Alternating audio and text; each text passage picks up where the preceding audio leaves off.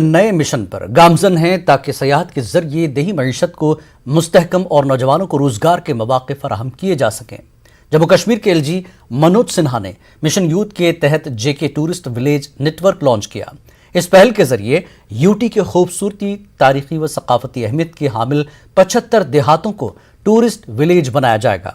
इस मौके पर लेफ्टिनेंट गवर्नर ने कहा कि नौजवानों की क़यादत में पायदार सयाहती पहल से दही मईशत मजबूत होगी और नौजवानों और ख़वातीन को बिलावास्ता तौर पर रोजगार के मौके फराहम होंगे।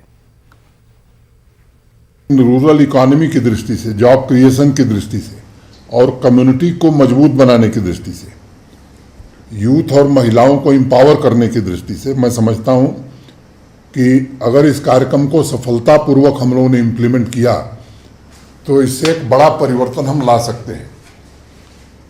कम से कम 10-12 फायदे मुझे इस स्कीम से समझ में आ रहे हैं मोटे तौर पर, और अगर मैं गिनाना शुरू करूं तो केवल ये टूरिस्ट विलेज प्रमोट करके हम 5-6 हज़ार युवाओं को डायरेक्ट या इनडायरेक्ट रोजगार के अवसर नहीं दे रहे हैं, बल्कि सस्टेनेबल टूरिज्म, इको टूरिज्म को भी बढ़ावा दे रहे हैं, क्राफ्ट हेरिटेज को नया जीवन प्रदान कर रहे हैं। जो हमारा स्वदेशी ज्ञान है इसको बढ़ाने की, जिसे हम इंडिजिनस नॉलेज सिस्टम कहते हैं, उसको पुनर्जीवित करने की कोशिश कर रहे हैं, और इससे गांव में सामान्य आदमी के जीवन में बड़ा बदलाव आएगा। एग्री टूरिज्म की बहुत चर्चा आजकल हो रही है। कर्नाटक और महाराष्ट्र में ये काफ़ी पॉपुलर हो गया है। उसके फ़ायदे के बारे में आप में से कुछ लोग जानते होंगे। वहाँ के जो युवा हैं, किसानों के सामाजिक आर्थिक स्तर में इसके कारण बड़ा भारी बदलाव लाने में सफल हुए हैं। अब एडवेंचर टूरिज्म का भी एक बड़ा माध्यम हो सकता है, एक था, और यहाँ भी ऐसे स्थानों पर लोग अब जाना चाहते हैं जिनका नाम हम में से कोई नहीं जानता है।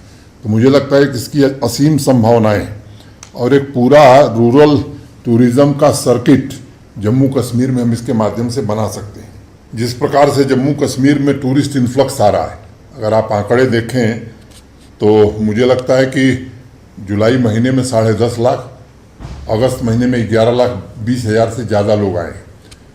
तो इस प्रयास से मैं मानता हूं कि जो टॉप 10 टूरिस्ट विलेजेज हैं उनमें कम से कम 2-3 तो इस साल, 1 साल के बाद जम्मू कश्मीर से ही होंगे, अगर इस स्कीम को हमने ठीक से प्रमोट किया।